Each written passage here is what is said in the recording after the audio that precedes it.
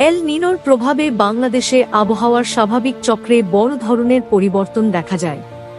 বিশেষজ্ঞরা বলছেন, এল নিনো সক্রিয় থাকলে দেশে সাধারণত তাপমাত্রা বেড়ে যায় এবং গ্রীষ্মকাল হয়ে ওঠে আরও তীব্র ও দীর্ঘস্থায়ী। এর ফলে তাপপ্রবাহের মাত্রা বাড়ে এবং জনজীবনে নেমে আসে ভোগান্তি। একই সঙ্গে বৃষ্টিপাত কমে যেতে পারে বা অনিয়মিত হয়ে পড়ে, যা কৃষির জন্য বড় হুমকি। বিশেষ করে বোরো ধান, সবজি ও ফল চাষে এর নেতিবাচক প্রভাব পড়ে। অনেক এলাকায় খরার মতো পরিস্থিতি তৈরি হতে পারে। পানির স্তর কমে যাওয়ায় সেচ ব্যবস্থায় সমস্যা দেখা দেয়। নদনদীতে পানির প্রবাহ কমে যেতে পারে।